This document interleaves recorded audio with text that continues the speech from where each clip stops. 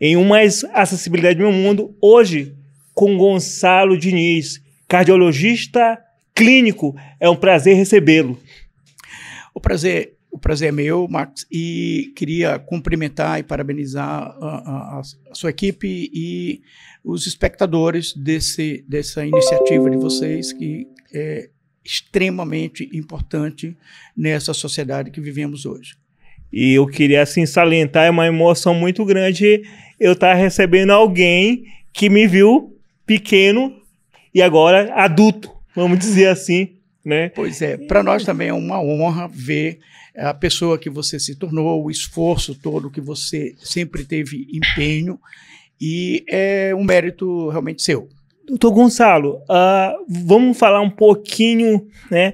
O senhor é um médico do coração, cuida de corações, e vamos falar um pouquinho da paixão de ser o médico cardiologista. Como foi o começo de carreira até agora? Muito bom. Eu gosto muito dessa auto-intitulação de ser um médico de coração, exatamente por gostar muito dessa área, e médico do coração, por cuidar dos corações. Isso tem início lá atrás, após a minha formação na Universidade Federal do Maranhão, como médico, e a partir daí eu me desloquei para São Paulo para fazer a formação na área de cardiologia clínica e cardiologia intervencionista ou hemodinâmica, que é uma área de tratamento invasivo, minimamente invasivo, através de catéteres. Então são procedimentos que evitam a necessidade da cirurgia cardíaca aberta convencional, com um tempo menor de internação e com menores índices de complicações. Mas esse processo todo leva tempo. Então você tem 6 anos do período de formação médica e após isso você tem quase, ou às vezes até igualmente, um tempo de formação para chegar até esse estágio. Doutor, sobre hoje a medicina ela avançou muito, né, desde aquela época. Hoje as cirurgias, elas, como o senhor falou, elas estão menos invasivas, né? Hoje, sem citar centros, a gente conta hoje aqui em São Luís com essa excelência. A medicina experimentou saltos gigantescos, principalmente nas últimas 2 décadas e mais recentemente nessa última década, em todos os setores da medicina. Tá? E a própria indústria tem investido muito em pesquisa e desenvolvimento tecnológico, visando procedimentos cada vez menos invasivos. Hoje nós temos dentro da área de minimamente invasivo já técnicas, como na cardiologia invasiva, que denominamos de técnica minimalista, quer dizer, é algo ainda menos agressivo do que o processo de técnica minimamente invasivo.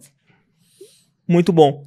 A gente tem visto, a gente absorveu muito a questão da cultura americana, dos fast foods, falta de exercício. Isso tem contribuído para o aumento dos infartos? Os fatores de riscos principais conhecidos para causa do infarto são, em primeiro lugar, a genética ou hereditário, que é relacionado aos pacientes que têm histórico na família de um ou de vários antecedentes, que tiveram infarto do miocárdio ou sofreram a necessidade de operação de cirurgia de ponte safena, cateterismo, angioplastia, colocação de stent. Então, esse é o primeiro fator de risco. Depois, como eu falei anteriormente, quanto mais fatores de risco o indivíduo agrega para si de fatores que aumentam o risco de infarto, maior a chance dele ser acometido por um infarto.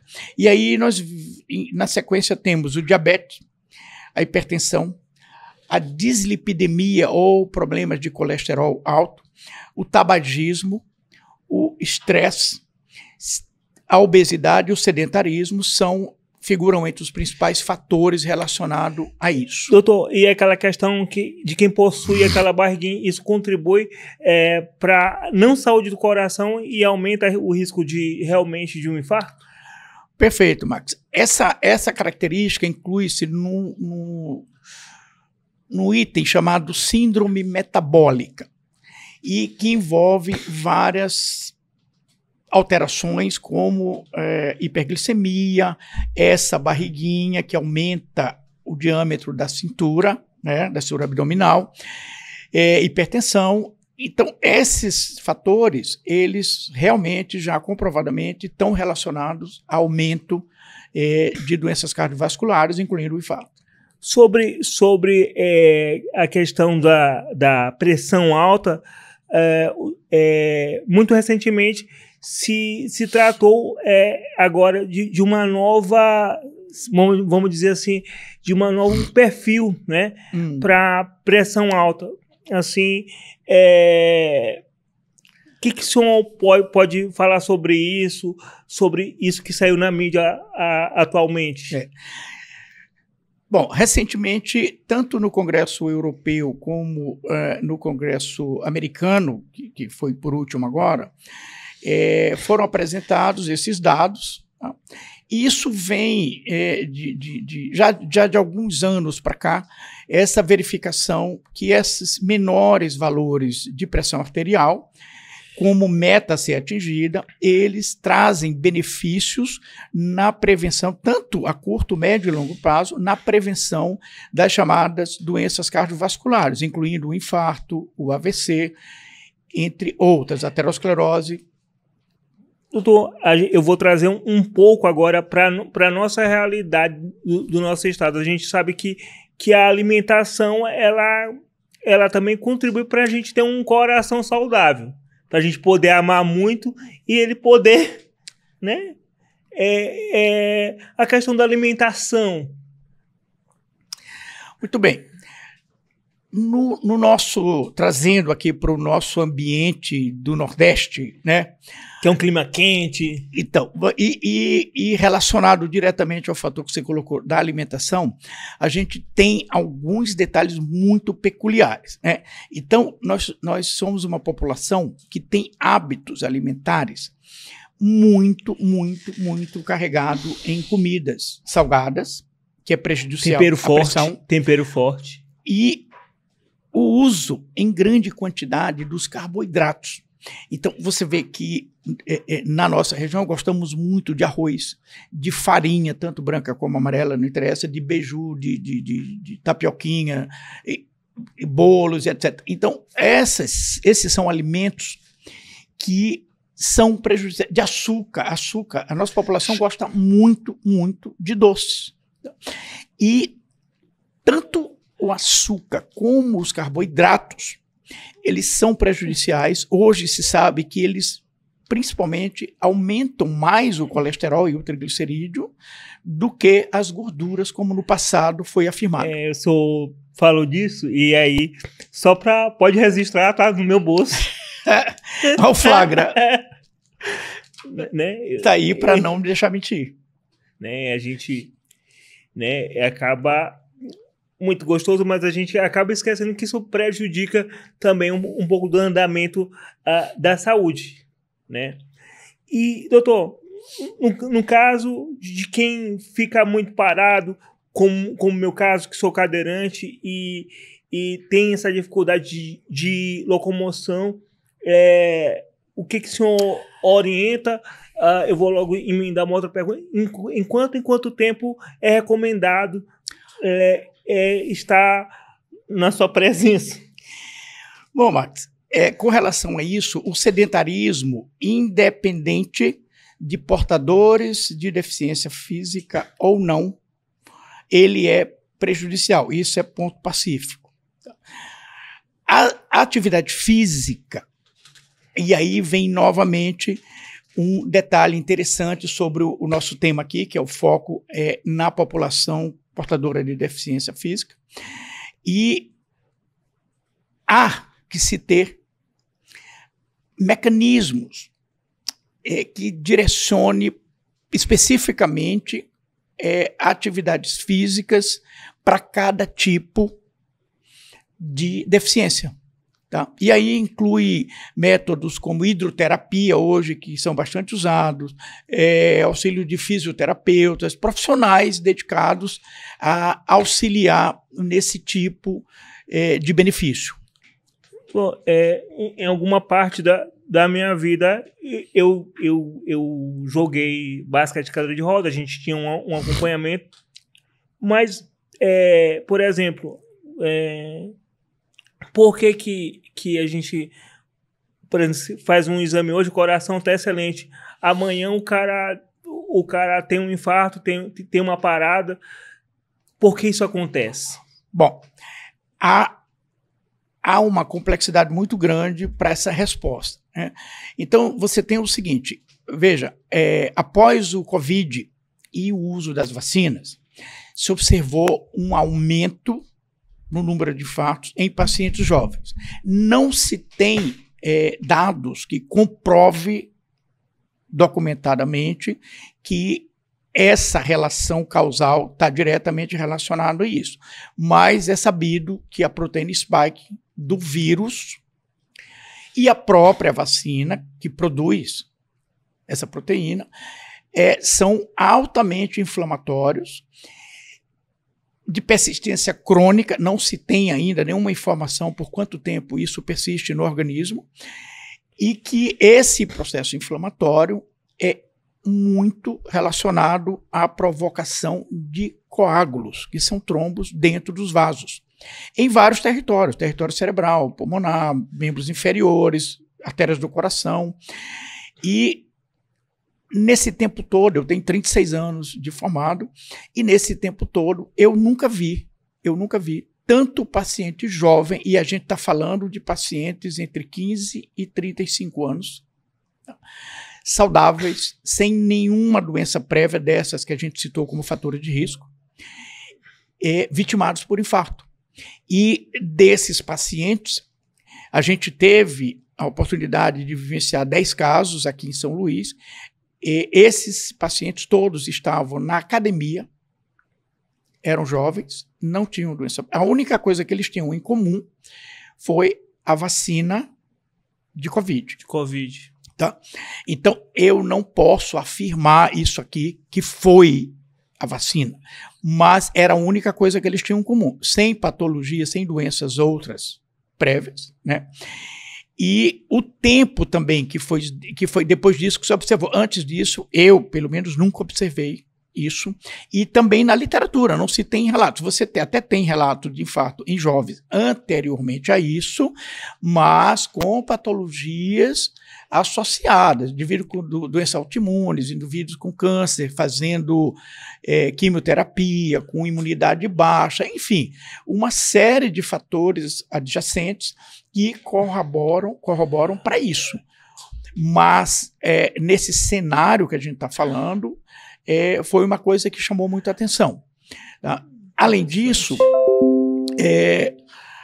essa recente ocorrência de maior infarto em indivíduos jovens tem chamado a atenção para esses fatores, como o sedentarismo, como o não controle adequado de peso, de níveis de colesterol e triglicerídeo, da própria glicemia, essa alimentação totalmente desbalanceada.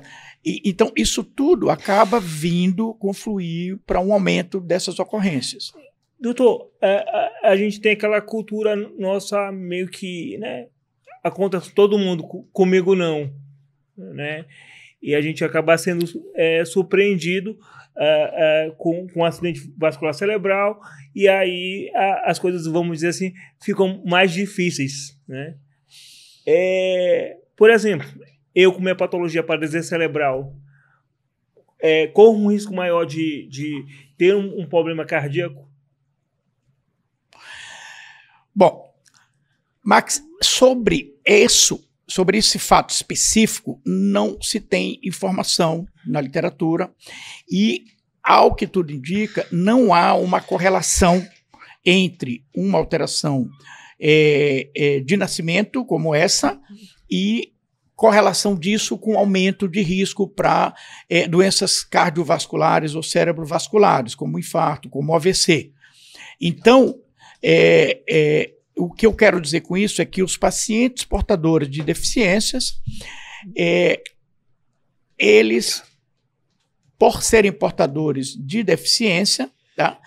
Salvo aí alguma exceção para algum tipo de deficiência específica de órgãos internos, como o fígado, pâncreas, etc., esses indivíduos, teoricamente, não teriam um risco mais elevado do que a população não portadora de deficiência. Tá.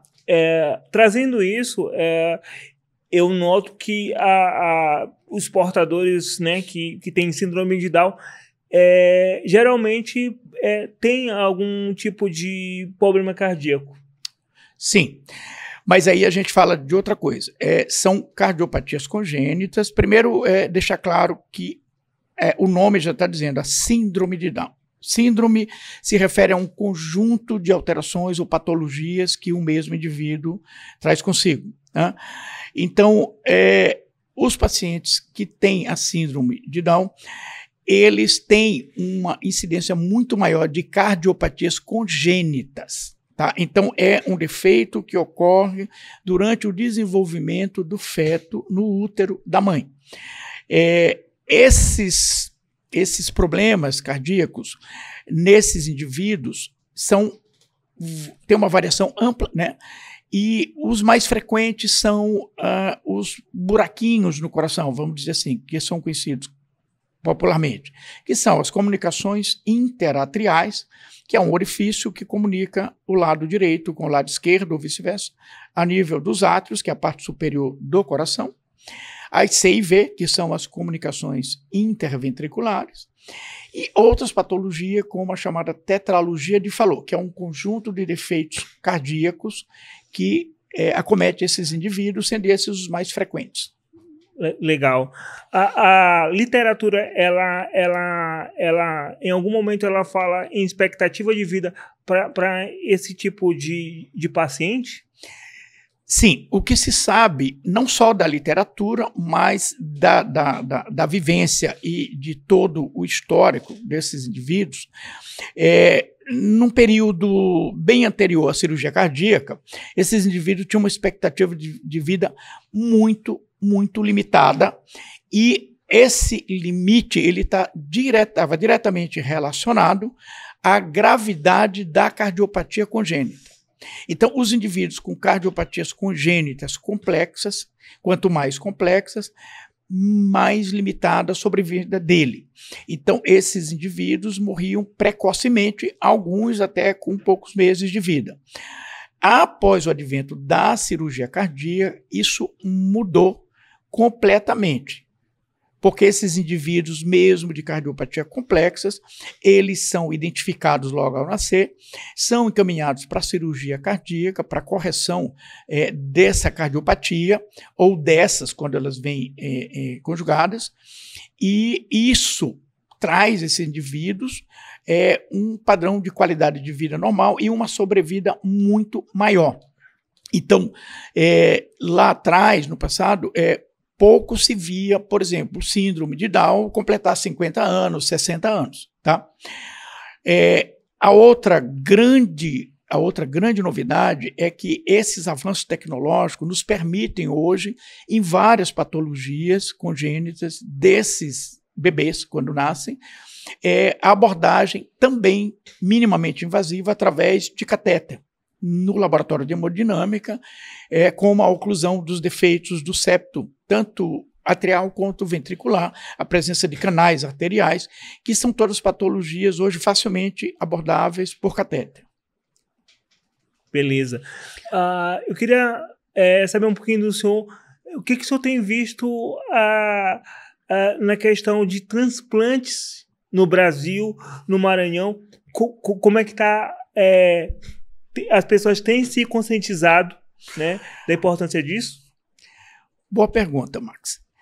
Num contexto geral de transplantes, não especificamente focando só no coração, mas num contexto geral de transplantes, acho que a gente evoluiu muito, principalmente em relação à conscientização, né? Então, vários investimentos da parte da gestão administrativa divulgando isso trouxe um benefício muito grande no sentido da pessoa se declarar doador ainda em vida, pensando em beneficiar o próximo, cuja vida, no momento, depende única e exclusivamente daquele órgão.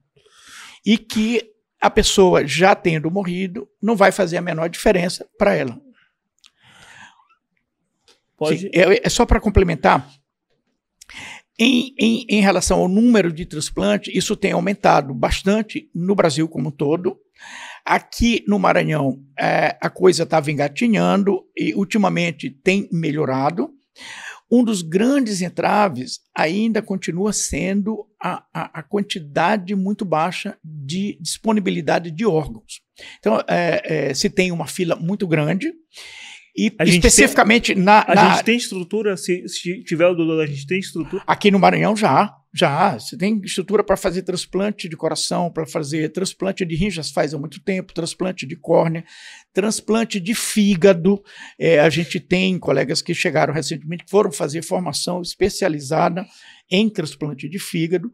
Então, em relação à capacidade técnica e estrutura para realizar os transplantes, a gente não está longe de nenhum centro como São Paulo, Rio, etc. Aí eu lhe faço uma pergunta. A gente falou de transplante. Agora, uma questão, não sei se polêmica, como é que funciona essa questão da fila?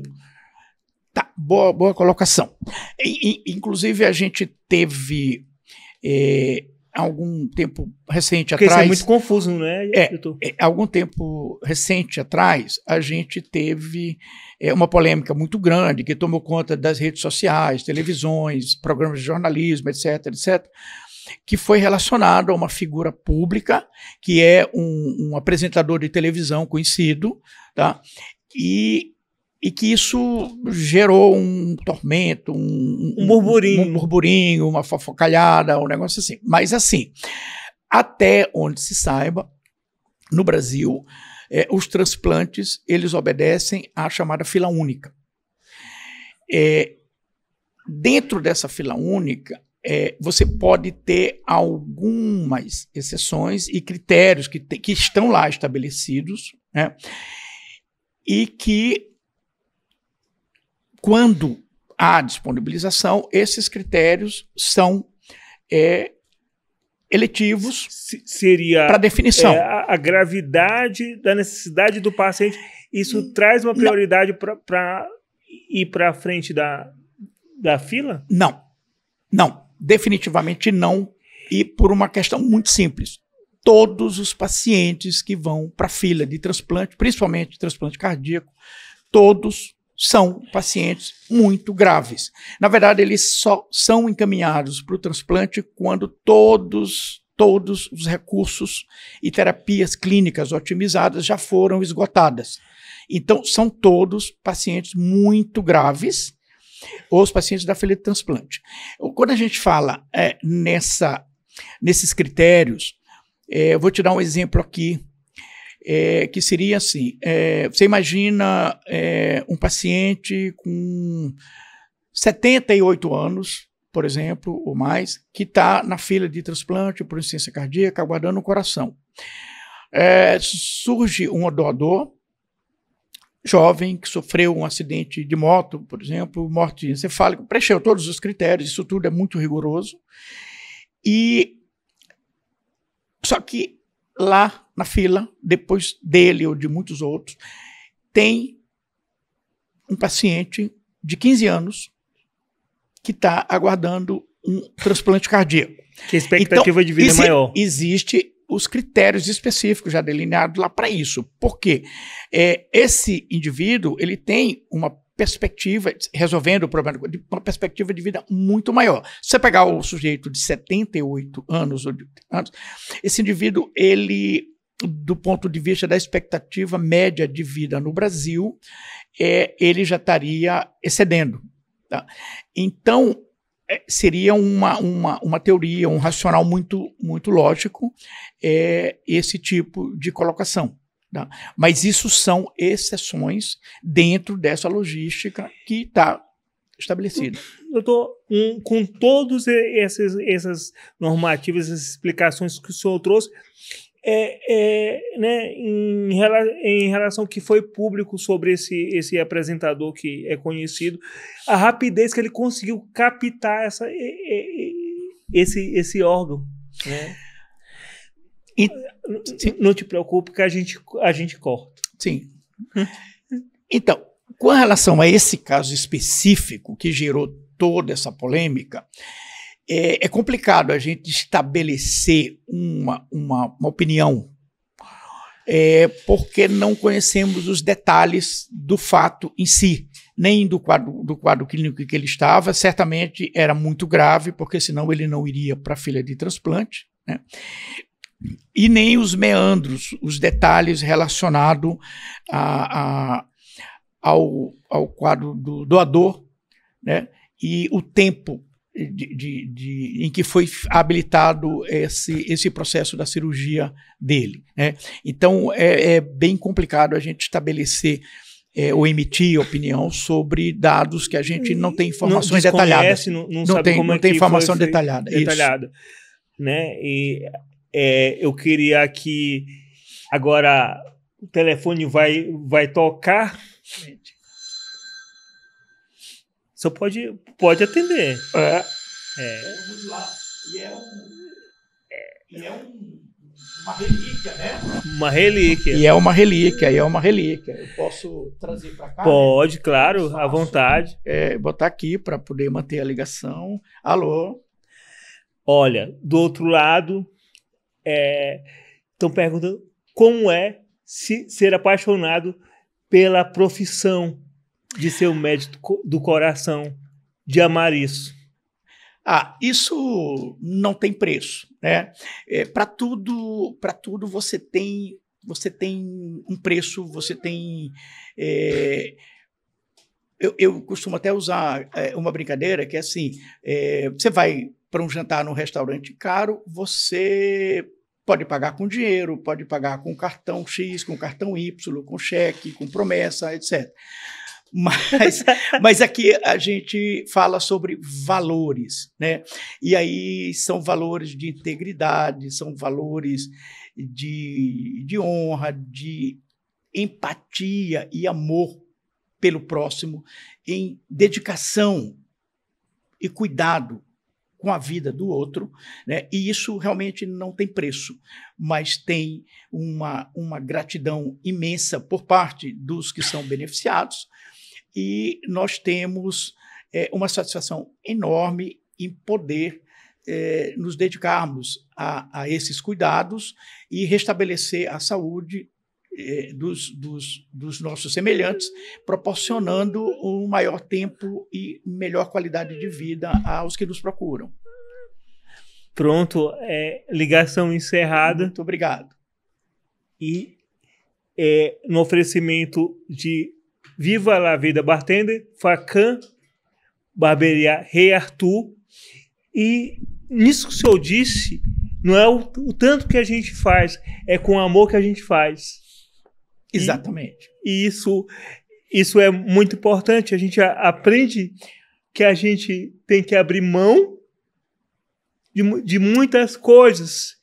E assim, o mais importante é saber que o senhor deu seu melhor na sua carreira, que eu estou dando meu melhor aqui, e a gente fazer por amor. É isso, é doação, é sacrifício, mas é como eu disse, o que a gente faz se mede por valor e não por preço. né? Preço é uma coisa, né, que são impostos a bens materiais e outros tipos de aquisições. Aqui, não. A gente lida com vidas e com vidas humanas. E, diferente de outras áreas em que os bens são substituíveis, esse computador, por exemplo, se no descuido ele cair daí, ele vai se quebrar todo e vai ficar inútil, tá? Mas ele é perfeitamente substituível até por um mais novo, mais moderno, com mais características e mais tecnologia, tá? Já o ser humano, ele é único. Você não tem dois seres humanos iguais.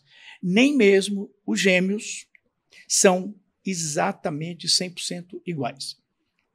Então, isso traz uma reflexão para todos nós, principalmente os médicos, não querendo menosprezar nenhuma outra profissão, mas a nós cabe a responsabilidade pelo bem mais valioso que existe na face da Terra, como conhecemos, que é a saúde e a vida.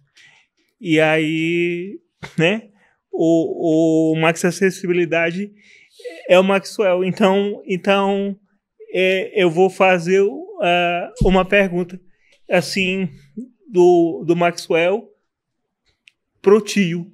Pronto. Como é amar tio? Como é ter essa paixão? Como é que o senhor se vê um dia sem isso? Ou se eu não se vê sem isso? Eu não me vejo. Na verdade, eu não me vejo. Eu sempre, durante toda a minha trajetória, eu sempre fiz reflexão sobre isso, né? Eu conseguiria ser um engenheiro? Sim, eu até conseguiria, se eu fosse fazer uma faculdade de engenharia, tá? E optasse por qualquer área, engenharia civil, engenharia mecânica, engenharia industrial, etc. Com certeza, mas a pergunta não é essa. Eu poderia ser um arquiteto, eu poderia ser um advogado, sem problema, mas a pergunta que vem é se aquilo ia me trazer satisfação. Como é amar? Por isso que eu pergunto. Pois é, se aquilo ia me preencher, se aquilo ia me permitir desempenhar com amor e dedicação ao outro, como a gente tem essa oportunidade como em nenhuma outra área na medicina. Né? Todo mundo, quando a gente usa essa expressão, é tão bom quando a gente segue aquilo que a gente gosta e a gente tem tesão por aquilo e saber que aquilo nos satisfaz e que a gente está trazendo um resultado não só para a gente, mas para as outras pessoas.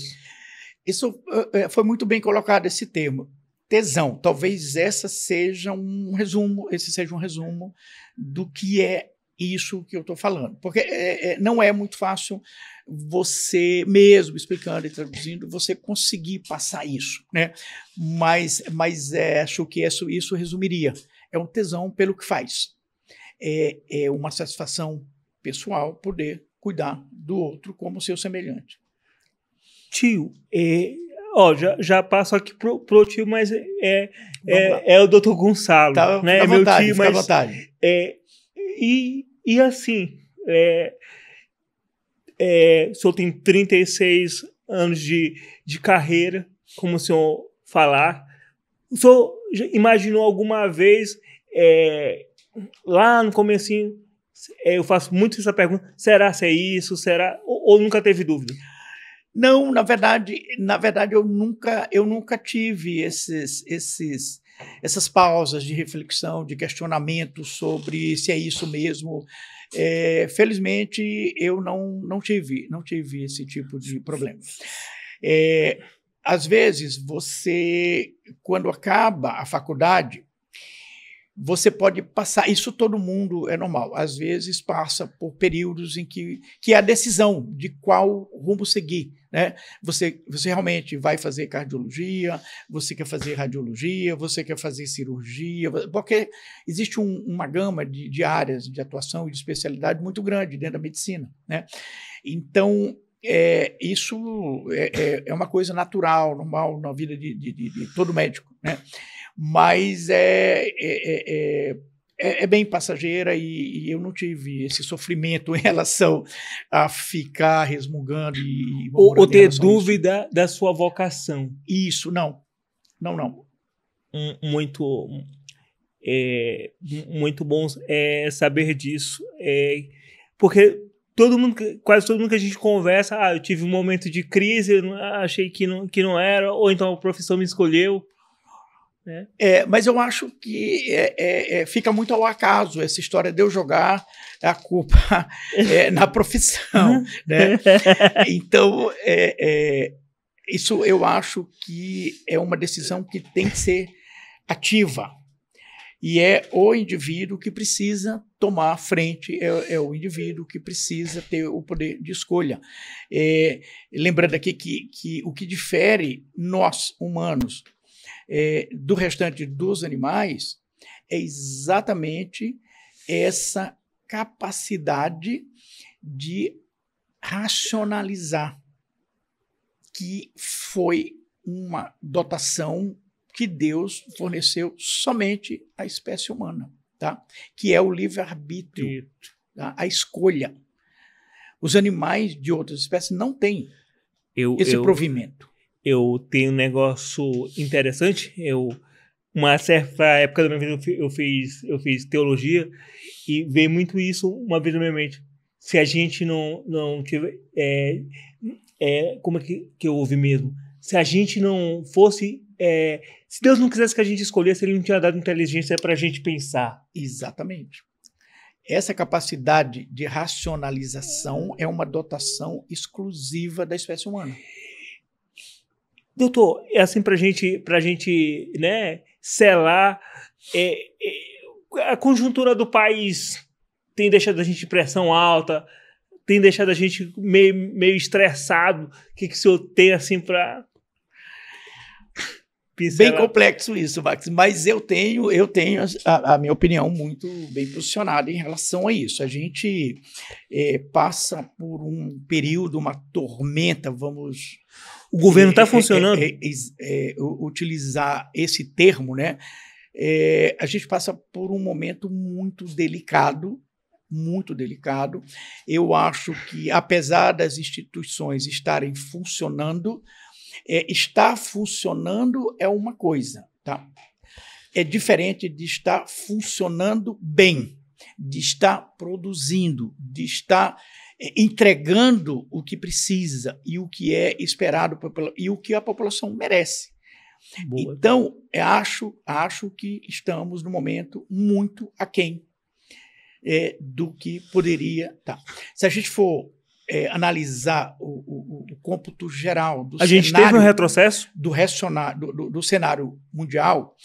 Se você pegar, por exemplo, a China, há 2 décadas atrás, o Brasil, em termos de per capita e outros dados, o Brasil estava bem à frente da China. Tá? Passado essas 2 décadas, a China hoje, acho que só está atrás dos Estados Unidos. E o Brasil desceu ladeira abaixo.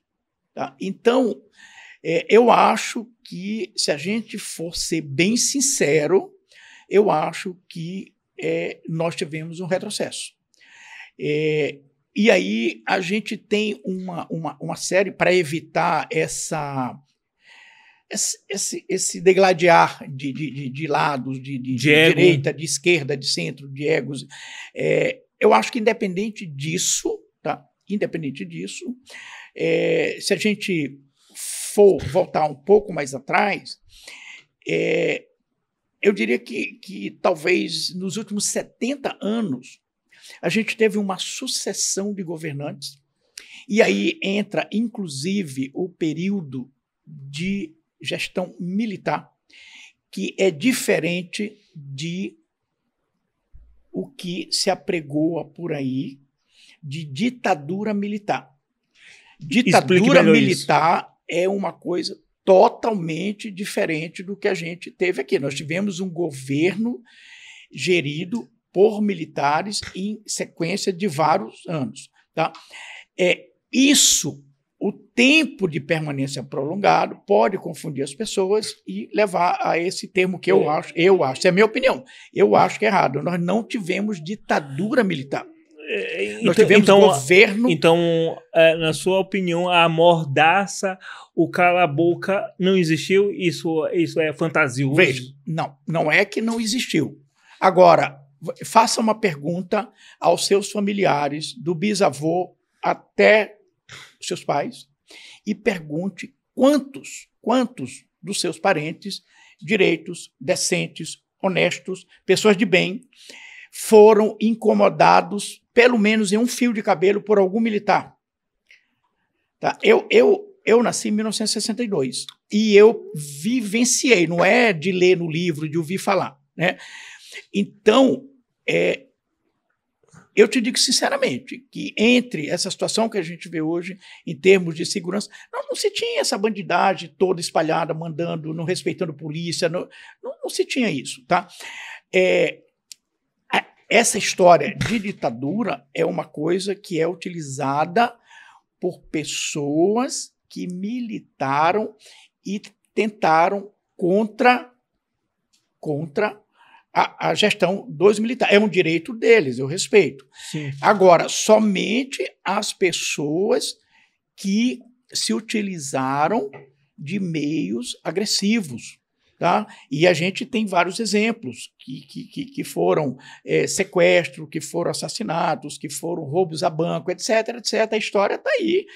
E o interessante é que essas mesmas pessoas que cometeram os crimes, que foram presos pelos militares, da tal ditadura militar que eles alegam, essas pessoas elas foram anistiadas irrestritamente e a anistia deu a eles a liberdade novamente e eles estão aí no poder, tá? Estão há mais de 16 anos no comando da nação. E agora são os mesmos que foram beneficiados com a anistia, são os mesmos que apregou aos quatro cantos do mundo anistia, não. E a anistia que a gente está falando atualmente é para pessoas que até então não se provou nenhum crime grave cometido por essas pessoas. Essas outras pessoas aí que a gente está falando são pessoas que comprovadamente cometeram crimes graves. E mesmo assim eles foram anistiados. Tá? Então a situação nossa atual ela é muito delicada, é muito triste. Está havendo uma inversão de valores? Não está havendo, já ocorreu e ela persiste. Né? Está havendo, se tivesse ainda, eu acho que já ocorreu, já as pessoas, a maioria da população normalizou isso e a coisa está fluindo. Então, a coisa continua acontecendo e aí... E está sendo normalizado por um grande percentual da população. Tá? É isso que está acontecendo. Quando você observa o cenário, eu sei que a gente está fugindo um pouco do tema que era a cardiologia, que era o coração, mas assim, já que você provocou, eu coloco uma coisa assim, o Ronald Reagan, que foi presidente dos Estados Unidos, que era um artista, né, do cinema americano, e esse indivíduo ele chegou até a Casa Branca e ele, quando presidente, eu não lembro agora, mas numa das catástrofes que costumam acometer os Estados Unidos, eles precisaram socorrer as vítimas e prontamente fizeram isso. E ele deu uma declaração na época dizendo o seguinte, que os programas sociais, como essas bolsas, isso, bolsa aquilo, eles são importantes, são necessários em determinados momentos, devem ser instituídos quando preciso, porém, eles devem ter uma data para iniciar e uma data para finalizar. Eu concordo. E o governo precisa interferir e investir para viabilizar a vida desses indivíduos que estão inscritos no programa, para que eles consigam sair o mais breve possível desse programa. Ou seja, não é a quantidade de pessoas que você inclui em planos de assistência social que mede a grandeza ou o progresso ou a evolução da gestão de um país. De um país, tá? concordo. É a quantidade que sai e a precocidade com que você consegue tirá-los. Doutor, contribuindo com o que o senhor está dizendo e concordando nesse ponto, a gente tem um programa social, mas que traga frutos, não é só para dizer assim, agora você tem 2 meninos, você vai ganhar mais uma bolsa, mas não se vê nenhum avanço. Aí só você tem menino, aí não quer mais estudar, não quer mais trabalhar. Correto. Isso, Max, tem um ditado antigo que diz o seguinte,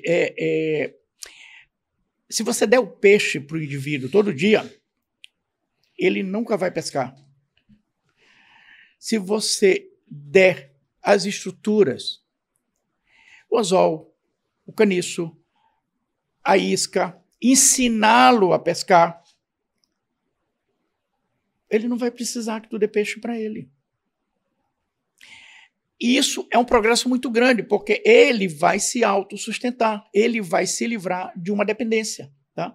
Então, quanto mais você oferece generosidade, e nesse caso às custas do trabalho de nós, dos outros, tá? Menos esses indivíduos vão se animar a procurar se autogerir. Eu te dou um exemplo de coisas assim práticas, tá? Hoje, se você for em vários locais do Brasil, principalmente em interiores, você tem muita dificuldade em conseguir pessoas para trabalhar em determinados setores, tá?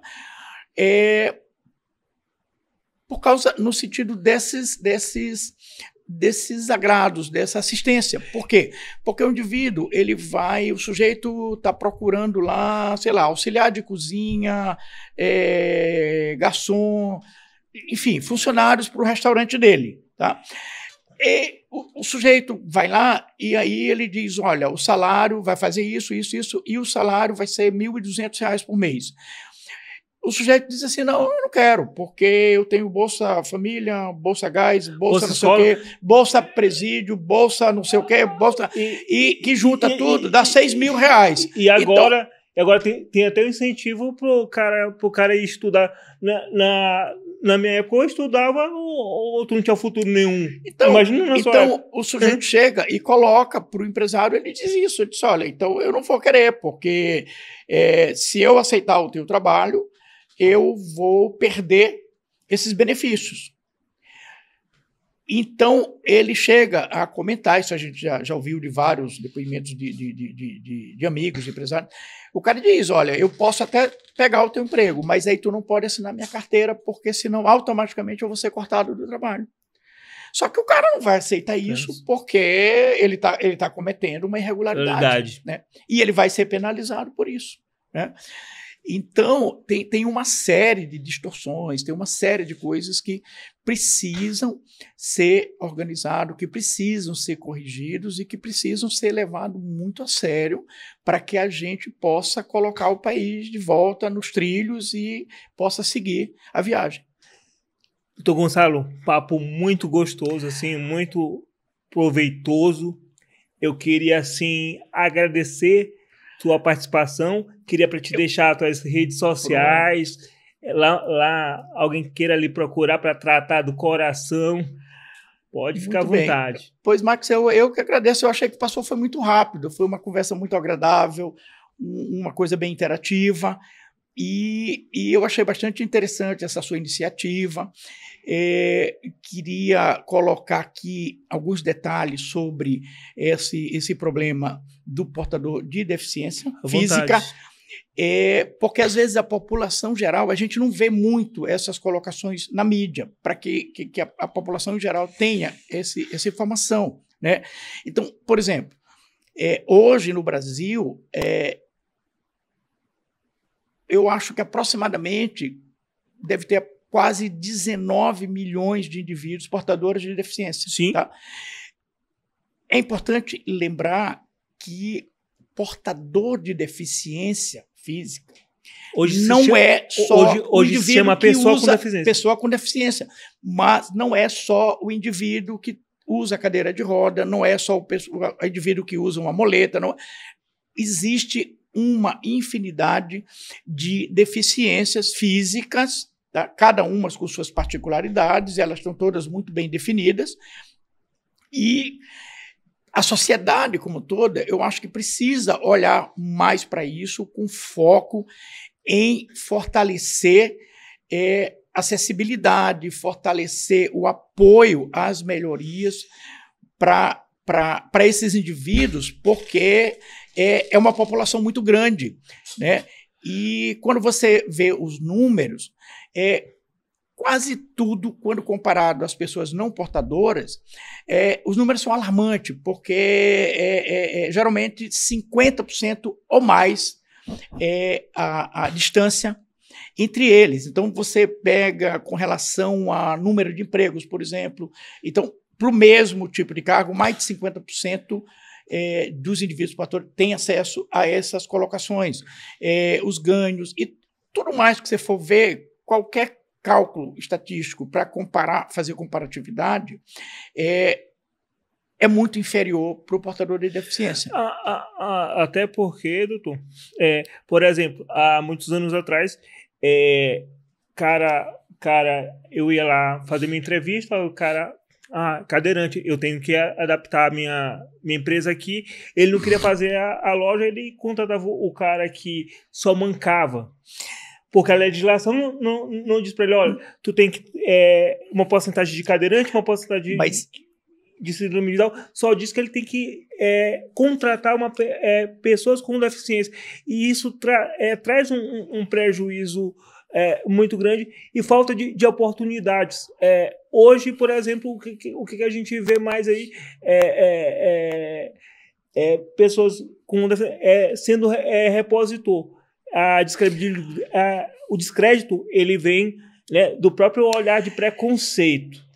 E é por isso que eu frisei bem que precisa ter um olhar mais direcionado, mais focado da sociedade como um todo. Isso não é um problema, uma particularidade de se jogar para o governo. Não, o governo tem que fazer. A sociedade tem que se envolver nisso. Perfeito. Para que essas coisas se possam conseguir, todos esses benefícios. Precisa a legislação ser mais detalhista, ter mais especificidade sobre cada particularidade de cada deficiência. Como eu falei, elas são inúmeras, tá? Elas são inúmeras as deficiências, e há que se ter detalhamento para cada uma delas na lei e que se faça cumprir. Inclusive, está se trabalhando uma reforma agora para a legislação, né? Para o Estatuto da Pessoa com Deficiência, né? Tomara que eles olhem. Acho isso muito importante. Para isso. Mas tem um detalhe que a gente precisa citar aqui, né? Fazer legislação, criar mais leis e etc., é importantíssimo. Mas, como na própria Constituição, o mais importante é que se faça cumpri-las, né? Então, a gente tem... Você pega, por exemplo, nós temos uma das constituições mais extensas do mundo, né? Na verdade, ela tem mais emendas ou remendos, se a gente quiser, do que artigos originais, né? Aí você pega um país como os Estados Unidos, tá? Desde a sua fundação e criação da Constituição, são as mesmas leis. E são poucas. A diferença é que se faz cumprir. Então, acho que isso é importante, que a sociedade tenha consciência disso, que ela se envolva e que tenha foco nessa área, porque, como eu falei, hoje é um número muito grande. Então, se a gente for ver dados, entre 2 anos e 65 anos aproximadamente, a gente está falando de uma população com uma quantidade enorme de indivíduos portadores de deficiência.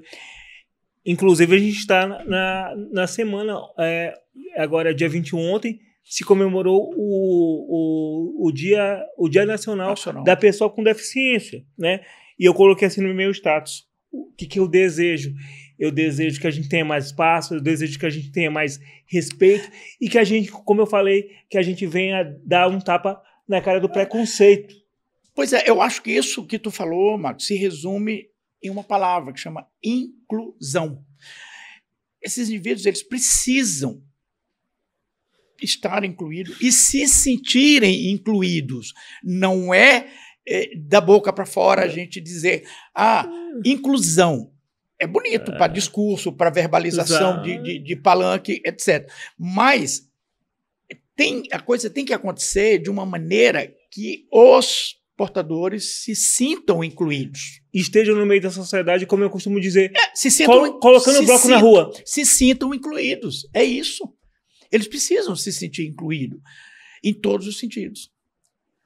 Tipo assim, o papo maravilhoso. Queria ter mais tempo. Eu achei que o tempo foi curto, mas a gente pode depois trocar outras ideias em outros momentos. Eu que agradeço o convite, foi uma honra estar aqui com vocês. Sua rede parabenizar social. Mais uma vez.